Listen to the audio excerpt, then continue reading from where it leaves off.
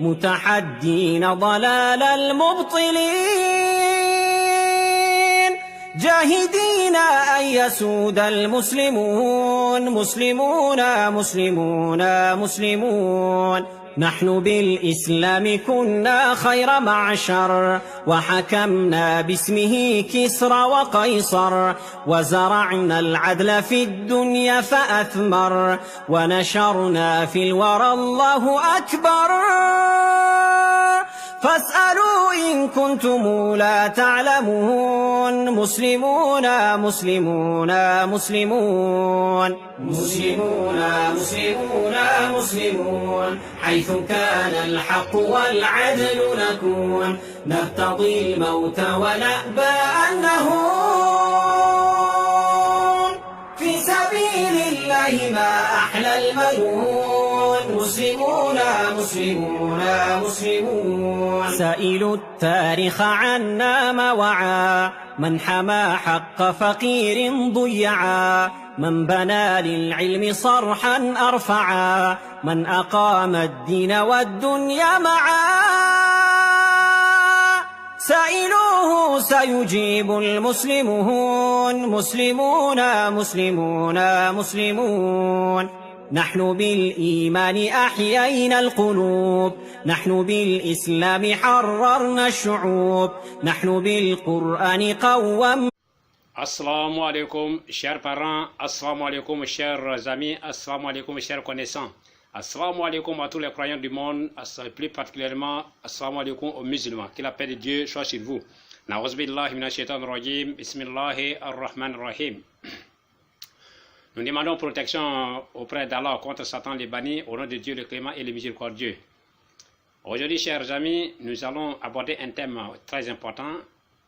Aujourd'hui, nous allons chercher le véritable antichrist. Alors, comme thèse, nous allons dire que Paul est l'antichrist. Non seulement il est contre le Christ, mais aussi il est contre tous les apôtres du Christ. C'est ce que nous allons voir aujourd'hui. Alors, avant de condamner le crocodile, il faut arriver à la rivière. Pour cela, j'invite tous les chrétiens, tous les musulmans et tous les croyants, et tous ceux qui comprennent le français, d'être attentifs. Alors, nous allons prendre d'abord Luc 24 et 25. Qu'est-ce que Jésus dit? Alors, Jésus leur dit, ô homme sans intelligence, et dont le cœur est lent à croire à tout ce qu'ont dit les prophètes. Ici, Dieu taxe les Juifs d'inintelligence. Ils ne sont pas intelligents, parce que leur cœur est lent à croire à tout ce que les prophètes ont dit. Donc toute personne qui ne croit pas à un prophète véritablement venu sur la terre est un homme qui n'a pas d'intelligence. Donc Jésus les taxe d'intelligence. Alors aujourd'hui, beaucoup de personnes pensent qu'il faut croire aveuglément de façon spirituelle sans croire, sans jouer leur intelligence, sans mettre leur intelligence en action. Alors Jean 5, 20, qu'est-ce que Jésus dit là-bas? Nous savons aussi que, 1 Jean 5, 20, nous savons aussi que le Fils de Dieu est venu et qu'il nous a donné l'intelligence pour connaître le véritable. Et nous sommes dans le véritable en son Fils Jésus-Christ. Donc, c'est l'intelligence qui doit nous permettre de connaître le véritable Dieu, de connaître le véritable prophète. Sinon, il y a beaucoup de dieux, il y a beaucoup de prophètes, il y a beaucoup de messagers, il y a beaucoup de prêcheurs, mais pour connaître le véritable Dieu, créateur des cieux et de la terre, pour connaître le vrai prophète, il faut l'intelligence. Alors, pour connaître même l'antichrist, il faut l'intelligence. C'est pourquoi je vous appelle d'abord l'intelligence, parce que l'islam condamne l'ignorance, il condamne la croyance aveugle. Dans Jean 17, 19, qu'est-ce que Jean dit? Jésus dit là-bas, sanctifie-les par ta parole est la vérité. Donc Jésus demande à Dieu de sanctifier les chrétiens, de sanctifier le monde par sa parole, car la parole est vérité. Donc la parole de Dieu est vérité, est esprit et vie et vérité. C'est ça qui nous sauve. Alors comment nous devons être sauvés sanctifiés par la parole de Dieu? Lorsque nous mettons les commandements en pratique, nous n'allons plus voler, nous n'allons plus commettre l'adultère, et nous allons éviter tous les maux. On n'a pas mangé la viande de porc et qu'on sort. En ce moment, nous sommes sanctifiés par la parole de Dieu. Donc, nous devenons saints et on fait les bonnes œuvres. On pratique les bonnes œuvres en ce moment. Et je me sanctifie moi-même pour eux, afin qu'eux aussi soient sanctifiés par la vérité. Vous voyez? Donc Jésus dit que lui-même se sanctifie pour ses disciples, afin qu'eux aussi soient sanctifiés, car la parole de Dieu est vérité par la vérité. Donc la vérité est sanctifiée, la parole de Dieu sanctifie. Voilà ce que Jésus-Christ a dit. Il n'a pas dit que le sang sanctifie, il n'a pas dit que c'est la mort qui sanctifie, il dit seulement que la parole de Dieu est vérité. C'est cette vérité qui nous sanctifie, parce que si nous respectons la parole de Dieu, nous serons sanctifiés. Alors, si nous lisons encore dans dans Hébreux 10, 12, c'est en vertu de cette volonté que nous sommes sanctifiés. Paul dit là-bas que par l'offrande du corps de Jésus-Christ, une fois pour toutes. Donc, Jésus dit que la parole de Dieu nous sanctifie. La parole de Dieu est vérité, ça qui sanctifie les hommes. Paul dit que c'est quoi? Que c'est le corps du Christ qui sanctifie. Donc, vous voyez déjà, il est contre le Christ. Le Christ n'a pas parlé de son corps, il n'a pas parlé de sang, il n'a rien. Il a dit seulement que la parole de Dieu sanctifie. Donc, sanctifie-les par ta parole. Voilà. Donc, ici déjà, nous voyons que si vous êtes intelligent, vous saurez qu'il est déjà contre le Christ. C'est pour cela que Jésus aussi, afin de sanctifier le peuple par son propre sang, a souffert hors de la croix. Donc, hors de la porte plutôt. Donc, pour que vous compreniez bien que Paul parle de sang qui sanctifie, alors que Jésus parle de la parole qui sanctifie. Dans Marc 7, 7 à 10, qu'est-ce que Jésus dit? Marc 7, 7 à 10. C'est en vain qu'il m'honore en donnant des préceptes qui sont des commandements d'hommes. Vous voyez, Dieu dit que les hommes l'honorent en vain. En donnant des préceptes qui sont des commandements d'hommes. Ils laissent la parole de Dieu et suivent les commandements d'hommes. Vous abandonnez le commandement de Dieu et vous observez la tradition des hommes. Vous voyez, c'est ce que les gens font aujourd'hui. Il a dit encore, vous anéantissez fort bien le commandement de Dieu pour garder votre tradition. Donc aujourd'hui, les chrétiens ont anéanti, surtout les Pauls ont anéanti les commandements de Dieu et ils ont adopté leurs propres commandements.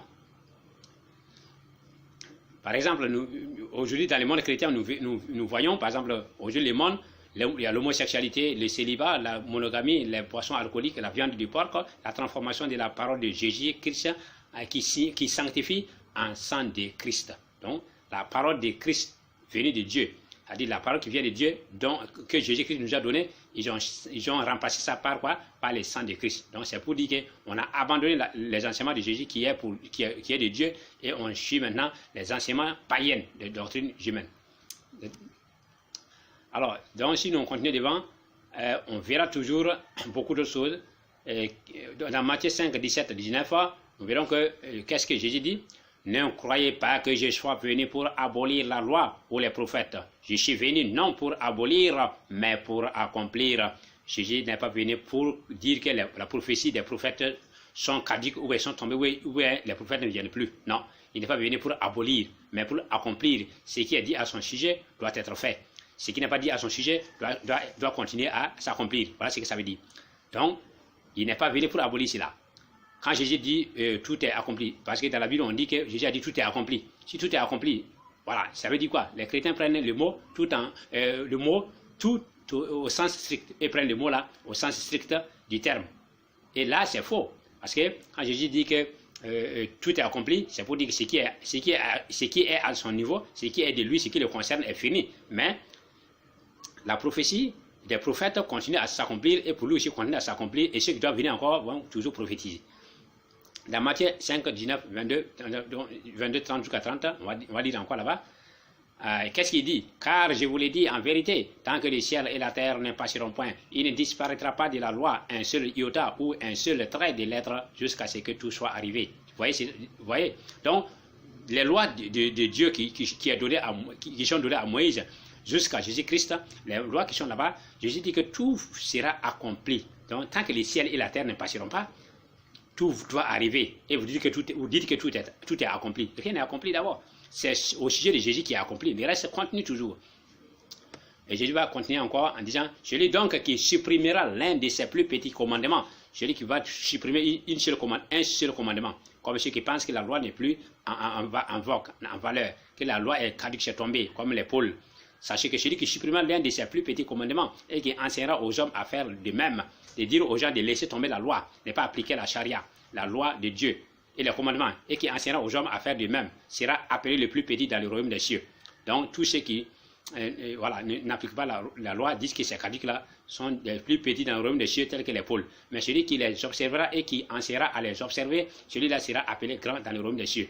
Voilà, donc c'est pour, vous avez bien compris, voilà, c'est ça, ce sont les dires de Jésus-Christ. Donc les lois sont fermes, c'est-à-dire que Jésus tient fermement aux lois, aux commandements, que ça ne doit jamais être effacé ni tomber jusqu'à la fin des temps.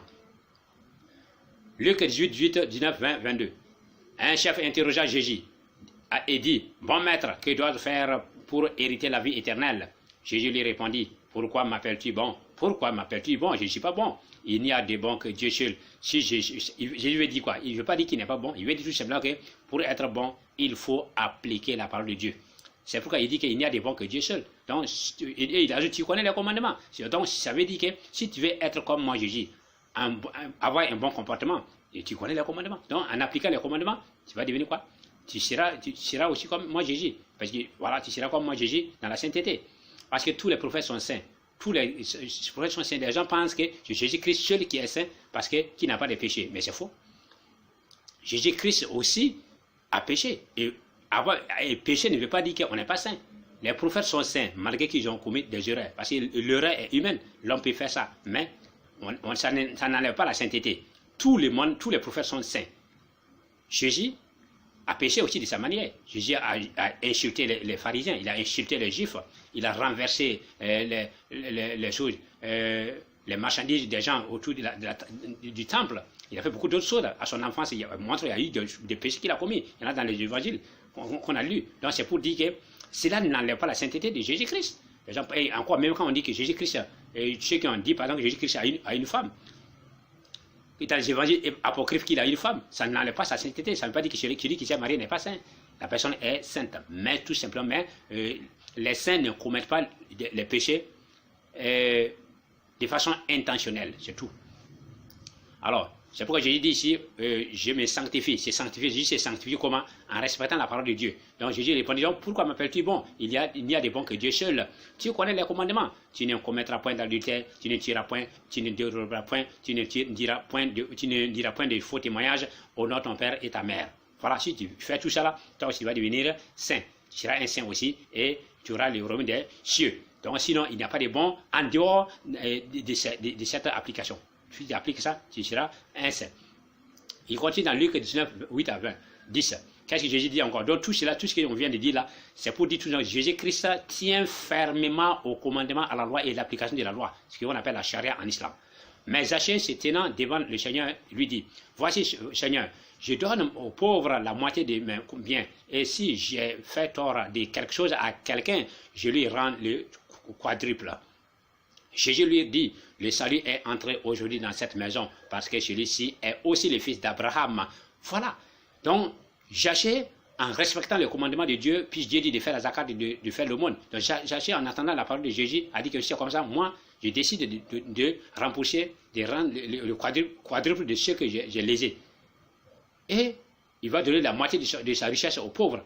Et Jésus, qu'est-ce que Jésus a dit comme réponse? Jésus dit, mais si tu arrives à appliquer tout ça là, cette application, si tu arrives à faire ça, mais tu es un bon type maintenant. Il dit maintenant que le salut est entré aujourd'hui dans cette maison. C'est pour dire que, comme il a appliqué la charia en respectant ces principes-là, le salut est déjà entré.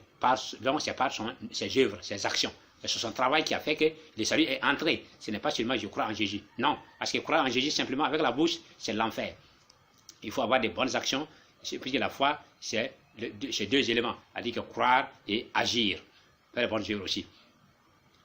C'est pourquoi Jésus dira ici. Donc, on continue avec le verset 10 où Jésus dit encore, car le Fils de l'homme est venu chercher et sauver ce qui était perdu. Donc, ce qui était perdu, c'est qui? Et ceux-là qui ne respectent pas la parole de Dieu, qui n'appliquent pas la parole de Dieu, qui s'écartent des commandements de Dieu. Donc, eux, ils sont perdus. Donc, Jésus-Christ est venu les ramener à la règle pour qu'ils observent les commandements de Dieu. Apocalypse 22, qu'est-ce que Jésus dit là-bas? Jean dit là-bas, je vis les morts, les grands et les petits qui se tenaient devant le trône. Des livres furent ouverts et un autre livre fut ouvert, celui qui est le livre de vie. Et les morts furent jugés selon leurs œuvres. Ils furent jugés selon leurs œuvres, la balance. ومن ثقلت موازينه فهو في عيشة راضية ومن خفت موازينه فهو هاوية. Donc celui dont les balances vont peser lourd avec les bonnes actions, lui sera dans une vie agréable. Celui dont les balances sera léger, les bonnes œuvres sera légères, alors cette personne va aller en enfer. C'est ce que Jean a dit dans Apocalypse. C'est ce que Jean a dit dans Apocalypse. Et donc il dit, et un autre livre fut ouvert, celui qui est le livre de vie, et les morts furent jugés selon leurs œuvres. Donc, dans la Bible, dans l'Apocalypse, dans l'Évangile, les morts seront jugés selon leurs œuvres. Les pasteurs seront jugés, tous les croyants seront jugés, les prêtres seront jugés, les musulmans seront jugés, les païens seront jugés, chacun selon ses œuvres. Ce qui est dit, d'après ce qui était écrit dans ces livres. Donc, ce que tu as fait sur la terre, on a écrit, on l'a déposé, tu vas aller présenter devant Dieu le jour de la résurrection. Donc, la foi, c'est comme ça. Sinon, ce n'est pas la mort de quelqu'un qui va effacer tes œuvres, pas le sang de quelqu'un de Jésus qui va effacer tes œuvres sur ta balance. Non. Voilà, on continue. La mer rendit les morts qui étaient en elle. La mort et le séjour des morts rendirent les morts qui étaient en eux. Et chacun fut jugé selon ses œuvres. Mais la vérité n'est pas cachée. C'est ceux qui sont égarés, qui n'entendent pas comme le dit le Coran. Ils ont des oreilles mais ils n'entendent pas, ils ont des yeux mais ils ne voient pas, ils ont le cœur mais ils ne comprennent pas. Ce sont eux-là, ils sont comme des animaux, des bestioles, mais ils sont pires encore, ils sont pires encore, parce que les animaux, s'ils avaient l'esprit de discernement, ils allaient connaître la vérité. Alors, si nous continuons dans Éphésiens, maintenant, suivez bien, tout ce que vous avez entendu que Jésus-Christ a toujours incité les gens, poussé les gens à accomplir, à appliquer la charia, à appliquer les commandements, les lois, et il n'a pas aboli ces lois, et il n'a pas aboli aussi l'arrivée des prophètes, ni les prophètes antérieurs, et il dit que les morts seront jugés selon leurs œuvres, chacun sera jugé selon ses œuvres. Mais que dit Paul par rapport à ce qu'on vient de dire plus haut? Vous allez écouter maintenant les dits de Paul, vous allez savoir que Paul est un véritable antichrist, pas petit, hein, c'est clair.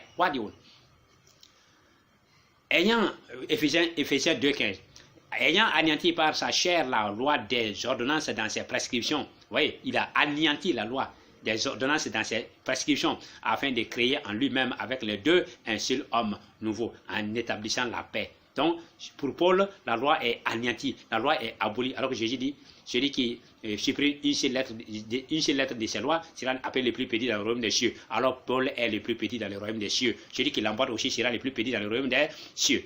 Mais maintenant, nous avons été dégagés de la loi. Donc Paul dit qu'il est dégagé de la loi. Donc il s'en fout de la loi maintenant, il ne parle pas de la loi maintenant. Alors que Jésus dit, tu connais les commandements, pratique-les, tu connais les lois, il faut les appliquer. Étant mort à cette loi, sous laquelle nous étions retenus, de sorte que nous servons dans un esprit nouveau et non selon la lettre qui a vieilli.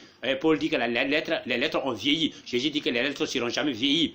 Jésus dit que ces lettres ne seront jamais effacées, qu'il est facile pour le ciel et la terre de passer, qu'une seule lettre arrive à tomber. Les lois là, aucune petite loi ne doit disparaître sur la terre, ne doit disparaître sur la terre. C'est vaut mieux que le ciel et la terre passent. Mais le ciel et la terre vont passer. Mais Paul dit que selon la lettre qui a vieilli, donc selon Paul, la lettre a vieilli, ce que Jésus dit a vieilli, ça ne sert pas. Ce que Moïse a dit à Jéro, ça ne sert pas. Vous voyez, donc il est contre le Christ, il est contre tous les prophètes, il est contre Dieu lui-même. Car Christ est la fin de la loi. Hop, les dangers. Subhanallah, subhanallah, subhanallah, astaghfirullah. Car Christ est la fin de la loi. Vous voyez, Christ est la fin de la loi. Donc la loi est finie. Pour la justification de tous ceux qui croient. Donc, pour lui, il n'y a plus de loi chez les chrétiens, on n'a plus besoin d'appliquer la loi, faire la zakat, faire l'aumône, faire ceci, cela, a dit éviter l'adultère, éviter le meurtre, tout ça, a dit que Christ est la fin de la loi. Donc c'est lui là l'antéchrist là. C'est ça l'antéchrist là. Christ dit, je ne suis pas venu, ne pensez pas que je sois venu, n'allez pas mettre dans la tête que je sois venu pour abolir la loi et les prophètes. Mais Paul dit, qu'est-ce que Paul dit? Christ est la fin de la loi. Pour la justification de tous ceux qui croient en lui.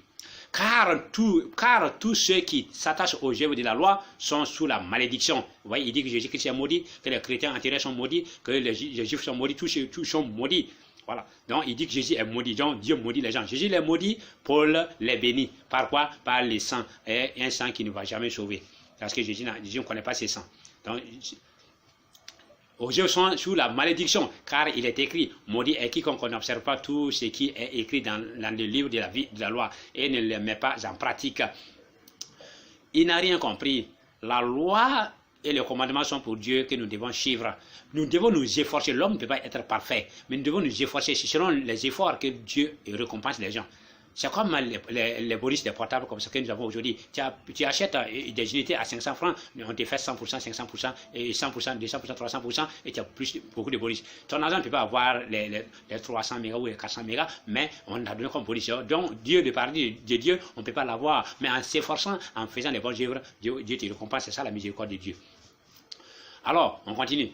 Dans verset 11, qu'est-ce que Paul dit? Paul ajoute le comble. Il est véritable antéchrist. Il dit que nul ne soit justifié devant Dieu par la loi. Cela est évident puisqu'il est dit, le juste vivra par la foi. Donc, vous voyez, que nul ne soit justifié devant Dieu par la loi. Or que Jean dit, les morts furent jugés selon chacun jugé selon ses œuvres. Chacun fut jugé selon ses œuvres. Donc, c'est en appliquant les lois qu'on juge les gens. Paul dit que non. Ça, c'est pas ça. Donc, il est contre Christ, il est contre Jean. Et encore, nous continuons toujours. Il n'a pas fini, puisqu'il dira quelque part encore que nul chair, nous pensons que nul chair ne sera jugé selon la loi. Donc, nul chair, Paul dit que nul chair ne sera jugé selon la loi. Alors que Jésus dit, chacun sera jugé selon ses œuvres. Nous continuons. Matthieu 20.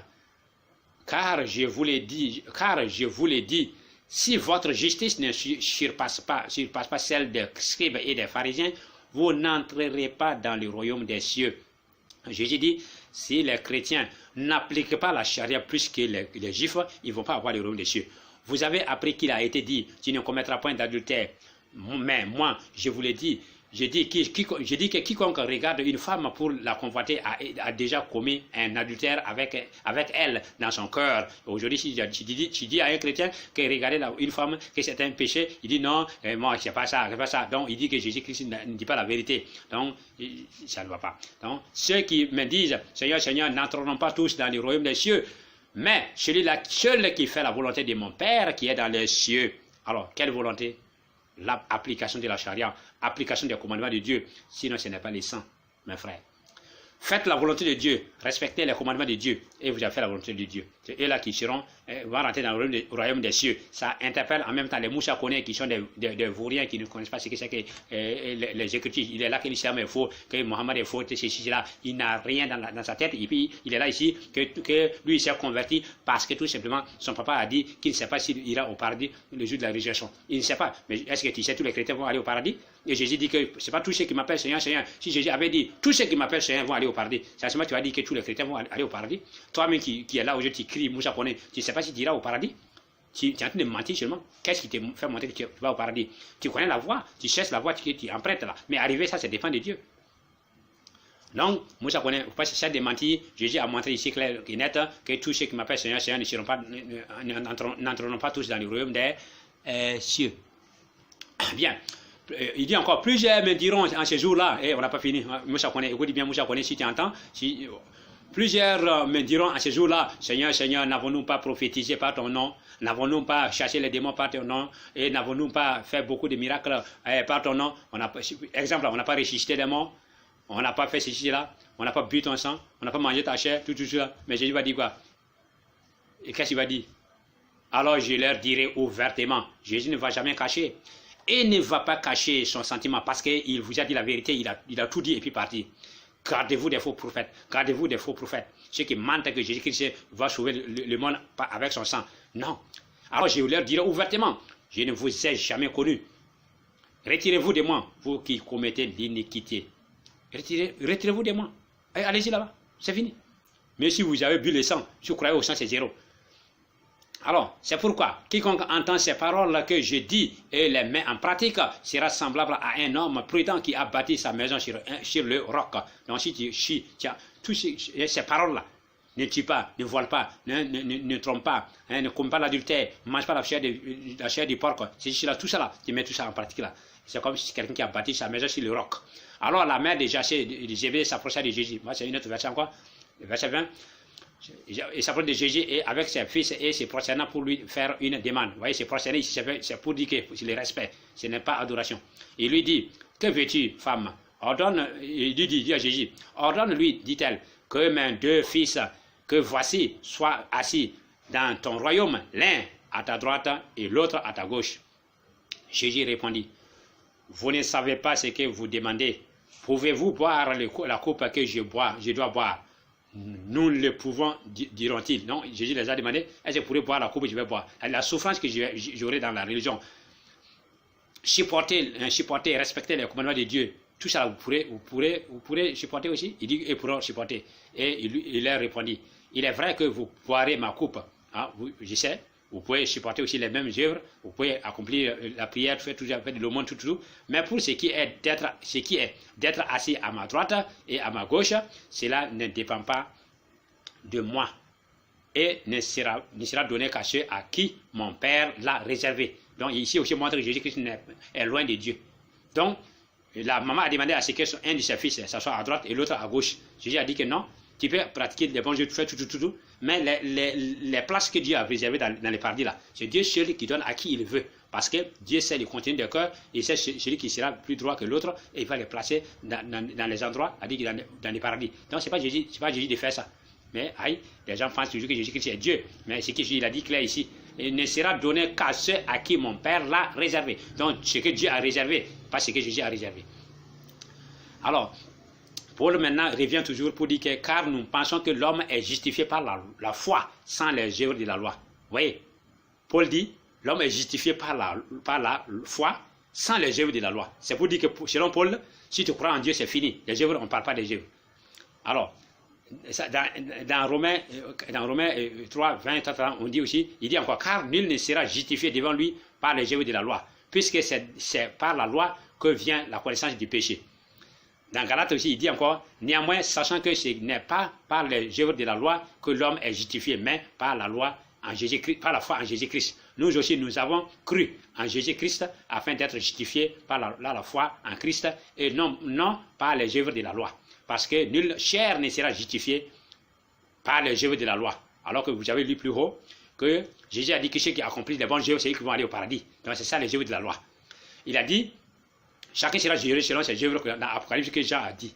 Chacun sera jugé selon ses œuvres, et c'est l'application de la loi qui amène les œuvres. Maintenant, écoutez Jacques, maintenant le frère de Jésus. C'est pas Paul, ce n'est pas Paul qu'on ne connaît pas. Ce n'est pas une autre personne, hein. Le frère de Jésus qui est Jacques là. Écoutez, il va insulter Paul. Donc, c'est pourquoi je vous dis, Paul est antichrist, il est anti-Dieu, il est anti les anges, il est anti.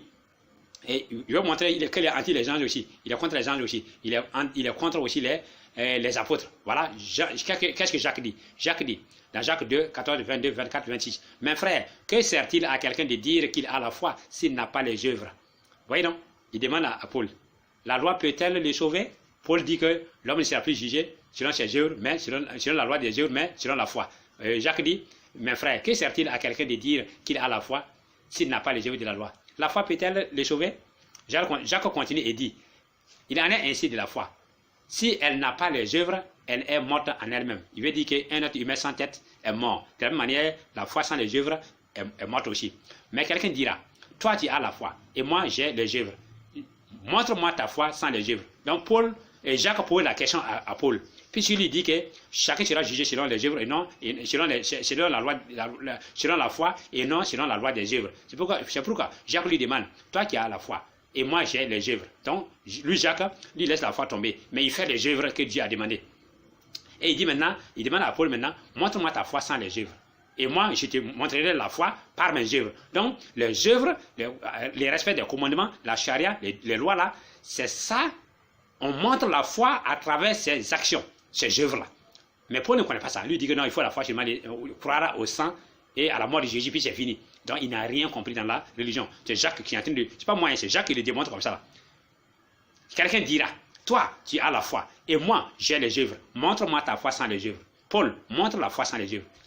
Et moi, je te montrerai la foi par mes œuvres. Tu crois qu'il y a un seul Dieu? Qu'il y a un seul Dieu. Tu fais bien. Les démons le croient aussi, mais ils tremblent. Pourquoi? Parce que les démons croient qu'il y a Dieu, mais le démon ne fera pas des bons œuvres. Il ne va pas pratiquer les bons œuvres, il ne va pas adorer Dieu. C'est ce que ça veut dire. Donc, Paul, dire que l'homme sera justifié selon la foi seulement, c'est aider les diables. Donc, c'est anti-Christ, c'est anti les apôtres, c'est anti-Dieu lui-même. Tu crois qu'il y a... Bon, on a fini avec ça. Maintenant, dans le verset 20, Paul n'a pas fini. Hein. J'ai dit que Paul a insulté Paul. Et pardon, Jacques a insulté Paul. Écoutez bien. Il dit dans le verset 21. Dans le verset 22 à 21. Il dit, veux-tu savoir, ô homme vain, homme sans intelligence, homme vain, qui ne sait rien, dont le résultat n'a pas de bon résultat. Donc, veux-tu savoir, ô homme vain, c'est Paul, il s'adresse, que la foi sans les œuvres est inutile. Paul, tu dis que nous ne sommes plus sous la loi. Que la loi, la lettre qui a vieilli. Nous ne sommes plus sous la loi, on n'est pas pratiqué pas les lois encore, les commandements, parce que si on pratique, on est maudit. Donc tous ceux qui sont sous la loi sont maudits. Mais Jacques te pose la question. Veux-tu savoir, ô homme vain, que la foi sans les œuvres est inutile?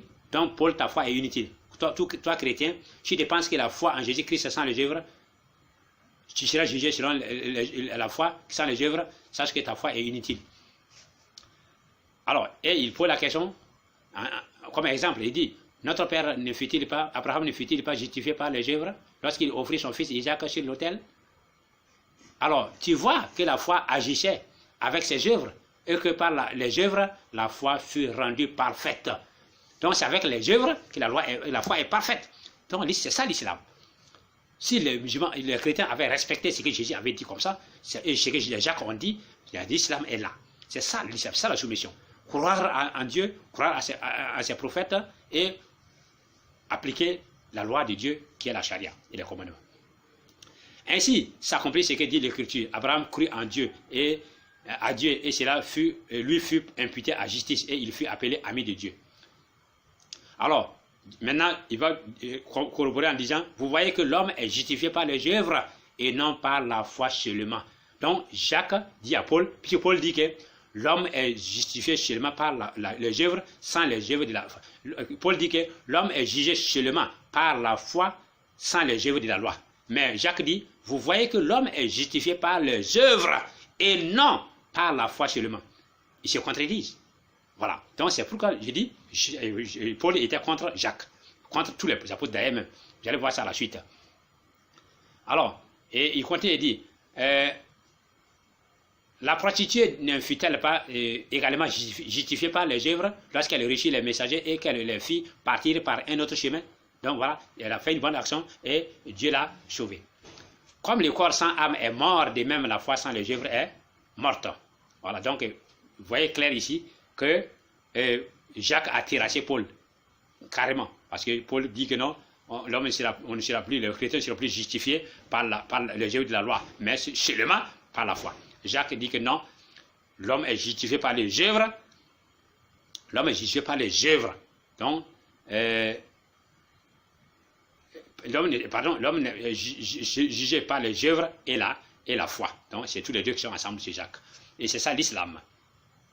Matthieu 25, 41, qu'est-ce que Jésus dit là-bas? Ensuite, il dira à ceux qui seront à sa gauche, retirez-vous de moi, maudits, allez dans le feu éternel qui a été préparé pour les diables et pour ses anges, car j'ai eu faim. Voilà, ici, je vais paraphraser parce que c'est un peu long. Donc ici, là, Jésus dit maintenant que le jour de la fin du monde, là, il va dire à d'autres là, bon, j'ai eu faim, vous ne m'avez pas donné à manger, j'ai eu soif, vous ne m'avez pas donné à boire.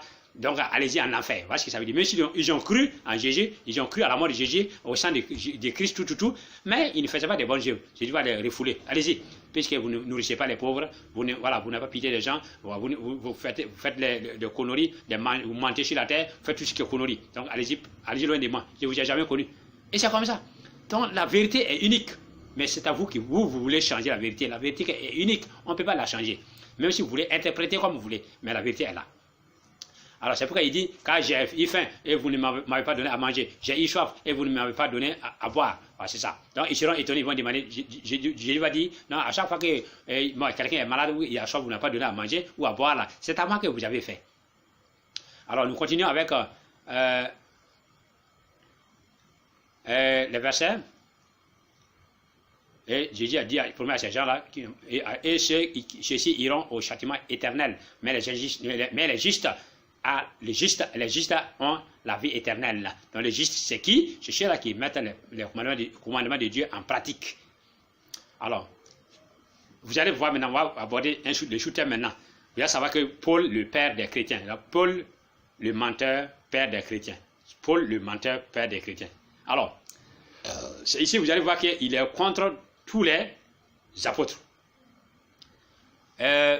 Alors, sans plus tarder, parce que l'air presse, et si par mon mensonge, il dit dans Romains 7, il dit, et si par mon mensonge la vérité de Dieu éclate davantage pour sa gloire, pourquoi suis-je moi-même encore jugé comme pécheur? Donc Paul dit que si lui il ment et que son mensonge arrange Dieu, comment il est pécheur? Pourquoi il dit ça? Parce que les apôtres l'ont dit que non, Paul, ce que tu enseignes là est antichrist. Ça ne suit pas ce que Jésus a dit. Ça ne respecte pas la parole de Jésus.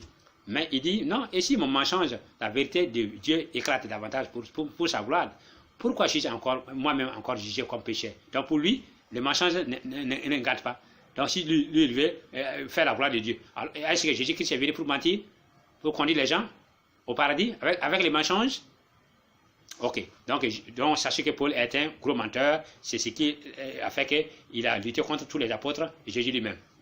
Et pourquoi ne ferons-nous pas le mal afin qu'il en arrive du bien? Comme quelqu'un qui nous calomnie, prétend que nous le disons. La condamnation de ces gens est juste. Donc, on les taxe de faux types et ils se défendent. Acte 21, 23, 34. C'est pourquoi, fais ce que nous allons te dire. Il y a parmi nous 4 hommes qui ont fait un vœu. Prends-les avec toi, purifie-toi avec eux et pourvois à leurs dépenses, afin qu'ils se rasent la tête. Et ainsi tous sauront que ce qu'ils ont entendu dire sur ton compte est faux, mais que toi aussi tu te conduis en observateur de la loi. Et voyez, regardez bien. Donc, Paul était contre l'observation de la loi, la pratique de la loi maintenant. Mais maintenant, comme il y a des frères qui vont venir les voir, et des frères qui sont convertis, deux éléments comme ça, qui sont venus les voir, il dit, il faut te comporter comme quelqu'un qui observe la loi, pour qu'il ne se rende pas compte que toi tu hais là l'observation de la loi. Voilà ce que ça veut dire. Donc c'est de l'hypocrisie qu'il veut faire. Donc sinon, mais que toi aussi tu te conduis en observateur de la loi. Donc vous les chrétiens, vous devez observer la loi. Parce que Paul fait semblant pour égarer les gens. Et lorsqu'il n'y a pas de gens, il revient sur ses galops. Acte 15, 39. Ce dissentiment fut assez vif pour être cause qu'ils se séparèrent l'un de l'autre. Et Barnabas, prenant Marc avec lui, s'empara pour l'île de Chypre. Écoutez bien, ici, on parle de la bagarre entre Paul et puis Barnabas. Or, Barnabas est un apôtre qui a vécu avec Jésus-Christ, qui a mangé avec Jésus-Christ, qui a travaillé avec Jésus-Christ. Et l'Esprit de Dieu lui-même a désigné Barnabas qui accompagne Paul dans sa mission. Mais Paul, qui était un antichrist, a vite commencé à s'égarer, à enseigner les mensonges. Barnabas s'est opposé, puisque lui, il est armé de l'Esprit de Dieu, a dit que la parole de Dieu que Jésus lui a donnée, Barnabas s'écarte de ses paroles et veut enseigner ce que lui-même sa propre doctrine, et Barnabas a refusé. Et les chrétiens, aujourd'hui, n'acceptent pas lire l'évangile de Barnabas parce que Barnabas était le véritable apôtre de Jésus. Tout ce qu'il a dit sort de la bouche de Jésus. Or, ce que Paul dit ne veut rien dire, c'est du faux. Donc, sachez que si vous êtes contre Barnabas, qui est l'Esprit de Dieu qui le désigne pour l'envoyer en mission, sachez que votre Barnabas et votre Paul est un antichrist, est un anti-apôtre, est un anti-Dieu même. Alors, verset 6, on dit encore, je m'étonne que vous vous détournez si promptement de celui qui vous a appelé vers la grâce de Christ pour passer à un autre évangile. Vous voyez, Paul est étonné que ceux qu'il a convertis avant repartent chez les Pierre, les Jacques, les Barnabas pour se convertir. Il s'étonne. Pour passer à un autre évangile. Donc pour lui, l'évangile de Barnabas, l'évangile de Jean, l'évangile de Pierre et de Jacques là, sont un autre évangile. Parce que c'est pour lui là qui est vrai. Vous voyez, je reprends la phrase. Je m'étonne que vous vous détournez si promptement de celui qui vous a appelé par la grâce de Dieu, de Christ, pour passer à un autre évangile. Non pas qu'il y ait un autre évangile, mais il y a des gens qui vous troublent et qui veulent renverser l'évangile de Christ. Qui veut renverser l'évangile de Christ? Qui? Parmi les apôtres là. Jean, Jacques, Pierre. Qui? Barnabas? Joseph? Tous ces prophètes là. Non, vous voyez, donc c'est pour dire que il faut savoir que donc, Paul avait son propre évangile contraire à l'évangile de Jésus-Christ. Alors, Oui, mais quand nous-mêmes, c'est Paul qui dit toujours, quand nous-mêmes, quand un ange du ciel annonçait un autre évangile que celui que nous vous avons prêché, qu'il soit anathème. Vous voyez, j'ai dit, il ose même parler des anges. Si c'est un ange, l'ange, il veut dire même si Dieu amène un autre évangile qui n'est pas ce que lui a là, et que Dieu me soit maudit. Parce qu'un ange ne parle pas qu'avec la permission de Dieu. S'il disait un guide, un génie, un esprit mané, une autre personne, un autre prophète, c'est encore mieux. Il dit un ange. L'ange est saint. L'ange est dépourvu de mensonges. Donc il dit que si un ange amène la parole de Dieu, il ne va pas écouter. Donc c'est pour dire que c'est un obsédé vaurien qui est en train de fabriquer ses propres mensonges. Nous l'avons dit précédemment. C'est Paul qui parle toujours. Et je le répète à cette heure. Si quelqu'un vous annonce un autre évangile que celui que vous avez reçu, qu'il soit anathème. Vous voyez? Donc il parle de qui? Il veut dire que toute personne qui peut venir contredire ce que lui il a dit, puisque lui il ne fait que mentir. Si lui et puis Barnabas, c'est déjà, on y a des dissensions, on y a des discussions acerbes, ils ne se sont pas entendus sur certains points. C'est que pour Barnabas est vrai et pour Paul est faux, parce que Paul n'est pas un apôtre, Barnabas est un apôtre. Alors, si Paul dit qu'un autre évangile qui est contraire à lui son évangile, il n'est pas d'accord, c'est qu'il est contre les évangiles de tous les apôtres, sauf pour lui. Alors lui n'est qu'un menteur. Il dit encore, je vous déclare frère, que l'évangile qui a été annoncé par moi n'est pas de l'homme. Donc c'est-à-dire qu'il veut dire, il n'a pas écouté, il n'a écouté personne pour avoir, puisqu'il ajoute, il dit, car je ne l'ai ni reçu ni appris d'un homme, mais par une révélation de Jésus-Christ. Donc, Paul nous montre clair que lui, il n'est qu'un forgeur de mensonges. Il a forgé l'évangile pour lui-même, pour donner à l'humanité. Parce que Jésus-Christ a parlé aux apôtres. Donc, c'est eux les détenteurs de la parole de Dieu. Il les a mis en garde. Si eux, ils s'opposent à ce que Paul a dit, c'est que c'est vrai. Mais si Paul s'oppose à eux et puis Paul enracine, Paul implante sa doctrine, c'est que le christianisme devient faux. Nous continuons. Mais lorsqu'il plut à celui qui m'avait mis par dès les seins de ma mère et qui m'a appelé par sa grâce. Donc Paul se dit qu'il est prophète, donc il se déclare prophète. Parce que Dieu lui a choisi au sein de sa mère. Voilà un faux prophète. De révéler en moi son fils, afin que je l'annonçasse parmi les païens. Aussitôt, je ne consultais ni la chair ni le sang. Donc, ça dit que depuis que Dieu lui a choisi pour aller faire la mission, lui n'a plus demandé quelqu'un une explication. Donc, lui, il est parti comme ça. Écoutez bien, si vous êtes intelligent, Paul se proclame un prophète pour amener un autre évangile qui n'est pas pour les autres. Si Dieu t'a choisi pour aller chez les païens, est-ce que tu peux dire que ce que les Jacques, les Jean, les apôtres enseignent en Israël là est faux? Donc c'est pour dire qu'il ne fait que forger du mensonge. Alors, on continue. Et je ne montais point à Jérusalem vers ceux qui furent apôtres avant moi, mais je partis pour l'Arabie, puis je reviens encore à Damas. Donc, depuis que Jésus-Christ lui a parlé, comme ça prétendu Jésus-Christ, c'est pas vrai, c'est lui-même qui l'a parlé, peut-être c'est Satan qui l'a parlé, mais il dit que depuis que cet esprit lui a parlé, lui n'est plus allé chez quelqu'un pour aller demander encore. Lui, il est parti comme ça. Allez enseigner. Voilà. Et c'est comme ça qu'on doit enseigner la parole de Dieu. Sans connaissance de la parole de Dieu, on peut enseigner la parole de Dieu. On va mettre du deux genres. Voilà comment les chrétiens vous êtes égarés, parce que tout simplement, votre père est un menteur. Comme Jésus qui le dit, bon, il a été le père des mensonges. Il est menteur et père des mensonges parce qu'il a été le menteur dès le commencement. 3 ans plus tard, je montais à Jérusalem pour faire la connaissance de Céphas et je demeurais 15 jours chez lui. Donc voilà, il a demeuré 15 jours chez Céphas, c'est-à-dire que c'est chez Céphas. Mais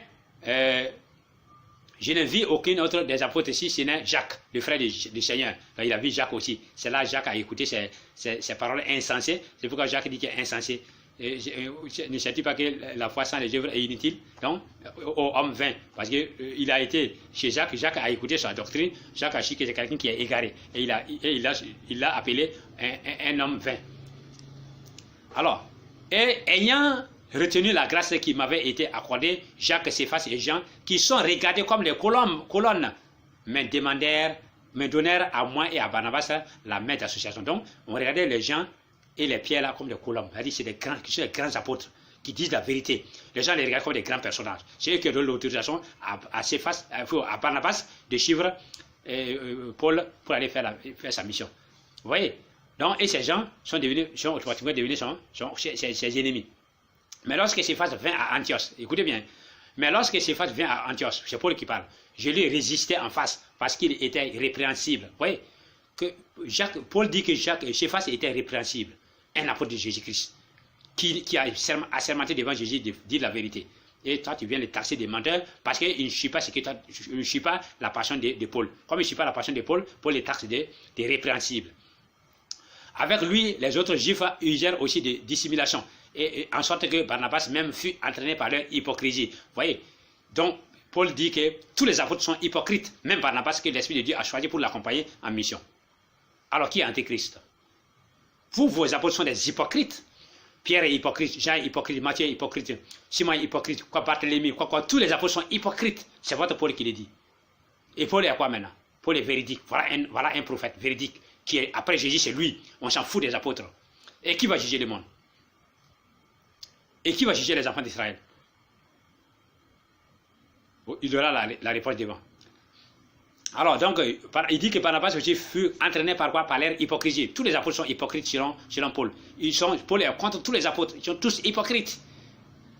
Alors, il dit encore, voyant qu'ils ne marchaient pas droit selon la vérité de l'évangile, dont les apôtres étaient des hypocrites, ils ne respectent pas l'évangile. Est-ce que c'est vrai ça? Oh, votre Dieu Paul là, voyez. Oh, je dis à Céphas, en présence de tous, si toi qui es juif, tu vis à la manière des païens et non à la manière des juifs, pourquoi forces-tu les juifs à judaïser? Donc, Paul ne cache pas à réprimander, à brimer, à brusquer, à insulter, à taxer des autres choses-là de faux. Il dit encore, or j'estime que je n'ai été inférieur en rien à ces apôtres par excellence. Vous voyez? Donc les apôtres qui sont tous les autres apôtres là, les gens ne disent que non, tu n'es pas vrai, c'est eux là qui sont vrais, mais pourtant toi tu ne fais que mentir. Il dit que non, j'estime que je n'ai été inférieur en rien à ces apôtres par excellence. C'est comme ces hommes-là sont de faux apôtres, des ouvriers trompeurs déguisés en apôtres de Christ. Voilà. Donc Paul est clair, tous les apôtres sont faux, déguisés en apôtres de Jésus-Christ. Voilà. Mais il dit quoi? Qu'est-ce qu'il va corroborer? Il va dire encore, il va donner la valeur à ce qu'il dit. Et il ajoute, et cela n'est pas étonnant. Qu'est-ce que c'est pas étonnant? Puisque Satan lui-même se déguise en ange de lumière. Donc Satan lui-même là, se déguise en ange de lumière. Donc il n'est donc pas étrange que ces ministres aussi se déguisent en ministres de justice. Leur fin sera selon leurs œuvres. Voilà, et Paul les insulte maintenant. Donc tous les apôtres sont déguisés en ministres de quoi? Donc aujourd'hui, il n'y a pas de christianisme. Chez Paulinisme maintenant. Chez Paul, vous suivez Paul, vous ne suivez pas Jésus-Christ. Mais Paul s'est trompé ici dans les versets. Écoutez bien. Il dit, leur fin sera selon leurs œuvres. Pourquoi? Puisqu'il dit que nul ne sera jugé selon les œuvres de la loi. Mais pourquoi tu dis que leur fin sera selon leurs œuvres encore? Non, il a oublié. C'est ça un menteur. Un menteur quoi. Quand il parle, il oublie ce qu'il a dit antérieurement. Alors, Corinthiens 2, 3, il dit, si pour d'autres, je ne suis pas apôtre, pour Paul, pour Pierre, Jacques, Paul n'est pas apôtre. Pour Jacques, Paul n'est pas apôtre. Pour Jean, Paul n'est pas apôtre. Pour tous les disciples, Paul n'est pas apôtre. C'est pourquoi Paul dit, si pour d'autres, je ne suis pas apôtre, je le suis, au moins c'est pour vous. Vous que j'ai converti, j'ai menti pour les égarer, car vous êtes les sceaux de mon apostolat dans le Seigneur. Il n'y a pas de problème. Donc, il n'est pas apôtre pour les apôtres, mais il est apôtre pour les païens. C'est là ma défense contre ceux qui m'accusent. Si pour d'autres je ne suis pas apôtre, je le suis, au moins c'est pour vous, car vous êtes les sceaux de mon apostolat dans le Seigneur. C'est là ma référence contre ceux qui m'accusent. Matthieu 19, 28. Alors, qu'est-ce que Jésus dit? Jésus. Qu'est-ce que Jésus dit à ces apôtres que Jésus a laissés après lui? Jésus a dit quoi? D'eux. Et Paul vient les insulter aujourd'hui comme ça. Jésus leur répondit, je vous l'ai dit en vérité, quand le Fils de l'homme au renouvellement de toutes choses sera assis sur le trône de sa gloire, vous qui m'avez suivi, vous serez de même assis sur 12 trônes et vous jugerez les 12 tribus d'Israël. Écoutez bien, si vous raisonnez, si vous êtes intelligent, si vous connaissez si vous voulez la vérité, rien que la vérité droitement divisée, vous allez poser 1000 questions ici. Jésus dit que les 12 apôtres vont juger les 12 tribus de la maison d'Israël. Donc, ces 12-là sont des témoins de Jésus-Christ pendant sa vie, il les a mis en garde contre beaucoup de choses. Et ce seront ceux qui vont juger les 12 tribus de la maison d'Israël. C'est eux qui vont juger Paul. C'est eux qui vont juger les papas de Paul, la maman de Paul, les enfants de Paul, tout. Les disciples de Paul, c'est eux qui vont juger tous ces gens-là. Mais Paul, pourquoi Paul vient taxer ces gens d'égarés? Si vous êtes intelligent, vous ne posez pas la question que Paul est antichrist. Est-ce que Paul a une fois dit que Jésus a une fois dit que Paul va juger le monde, que Paul va juger les enfants d'Israël? Paul a une tribu pour juger. Il a une tribu pour juger. Un juge est un menteur, donc les apôtres sont des menteurs, des juges faux. Ah, donc si c'est ça, le christianisme a encore perdu beaucoup de choses. Alors, on va lire dans Pierre 2:1. Qu'est-ce que Jésus dit là encore? Il y a eu parmi le peuple de faux prophètes. Pierre dit, voilà, Pierre va taxer Jésus, Paul l'a des menteurs. Il y a eu parmi le peuple de faux prophètes, et il y aura de même parmi vous de faux docteurs. Ce sont les Paul là comme ça. Qui introduiront des sectes pernicieuses. Pierre parle de Paul comme ça. Car ils s'élèveront des faux Christ et des faux prophètes. Ils feront des grands prodiges et des miracles au point de séduire, s'il était possible, même les élus. Ça c'est dans Matthieu. Jésus met les apôtres, 12 apôtres en garde comme ça. Car il s'élèvera des faux Christ et des faux prophètes. Ils feront des grands prodiges et des miracles au point de séduire, s'il était possible, même les élus. Les élus sont égarés, même les élus. Jésus-Christ a choisi beaucoup de personnes, les 12 apôtres, pour qu'ils transmettent sa mission. Mais Paul les a trompés. Paul est arrivé à tromper beaucoup de personnes et à égarer le christianisme. Voici, je vous l'ai annoncé d'avance. Donc Jésus dit aux apôtres, aux 12, Paul n'était pas là. Je vous ai annoncé d'avance. Voici. Si donc on vous dit, voici, il est dans le désert, n'y allez pas. Si on dit Jésus est dans le désert, n'allez pas. Si Paul vient vous dire que j'ai rencontré Paul de l'autre côté, Jésus là-bas, n'allez pas. Voici, il est dans les chambres, n'y allez pas. Ne le croyez pas. Car comme un éclair, l'avènement du Christ sera comme un éclair. Et regardez bien. Posez-vous 1000 questions pour voir maintenant. Comment Paul peut être véridique devant ces gens, des témoins oculaires, ceux qui ont vu, ceux qui ont touché le Christ, manger avec lui, poser 1000 questions, comprendre les mises en garde qu'ils ont fait. Donc, croire que Paul est vrai, que ce que les apôtres ont dit est faux, ils sont des hypocrites, des faux apôtres, des trompeurs. Si on croit à ça, c'est pour dire que Jésus-Christ, la mission de Jésus-Christ a raté. Parce que venir sur la terre, pour faire sortir les gens de la lumière, il devait faire tirer les gens des ténèbres vers la lumière, si Jésus n'arrive pas à faire, et que c'est Paul qui vient faire maintenant, après Jésus-Christ, c'est que Jésus-Christ n'a rien fait. La mission de Jésus-Christ n'a pas son sens. Les apôtres n'ont pas de sens. Donc, vos 4 évangiles là, il faut les brûler parce qu'ils sont des faux apôtres. Alors, mais nous ne disons pas qu'ils sont des faux apôtres, mais Paul est faux. Donc, c'est sur la base des écritures de Paul, sur la base de l'idée de Paul, les interprétations de Paul que les gens ont écrit l'évangile. C'est pourquoi aujourd'hui, dans les évangiles, il y a beaucoup d'erreurs. Et vous qui aimez la vérité, rien que la vérité droitement divisée, vous qui voulez chercher la vérité, il est temps de quitter, de laisser tomber ces faux livres écrits par des faux docteurs, des faux prophètes, pour revenir en islam, qui est la véritable parole de Jésus, la véritable parole de Jésus-Christ et de Dieu, et du prophète Mohammed et de l'ange Gabriel, qui doit vous conduire au paradis, car la parole de Dieu est esprit et vie. Et ça, la parole de Dieu est vérité, la parole de Dieu est esprit, la parole de Dieu est vie. C'est ça qui nous fait entrer au paradis. Assalamu alaikum wa rahmatullahi wa barakatuh.